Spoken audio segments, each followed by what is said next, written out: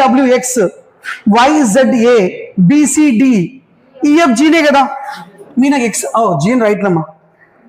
నాకేమైనా బట్టి నేను చెప్పింది అదే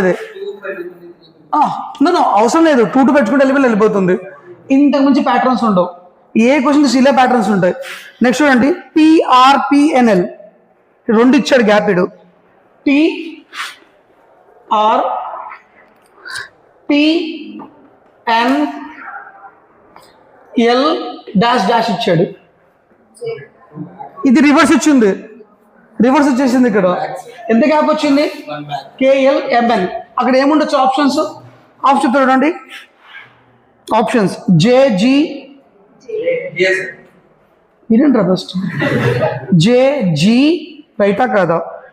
JH, next KH and KI. JH why? Because backs and numbers అవే వస్తుంది. ఇప్పుడు బాగినమ్మా మన కష్టం కదా గుర్తుపెట్టుకోవడానికి. ఇట్లా దీన్ని ఏం చెప్పాను, ఏబీసీలు రాసుకొని పెట్టేసేసుకోండి.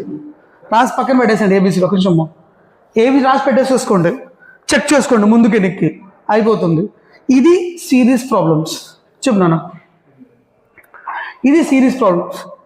ఇది ఎగ్జామ్ ఏదో తెలుసా? ఇది ఫస్ట్ చేసాం కదా. ఇది బీటీఎంకి అడిగాడు. బీటీఎం అంటే నాకు తెలిసి భారత్ టెలికమ్యూనికేషన్ ఉండొచ్చు. ఇది అప్పట్లో మనకు బిఎస్ఎన్ఎల్ ఎగ్జామ్స్ పెట్టేవాళ్ళు బిఎస్ఎన్ఎల్కి. తర్వాత ఇది సిపిఓ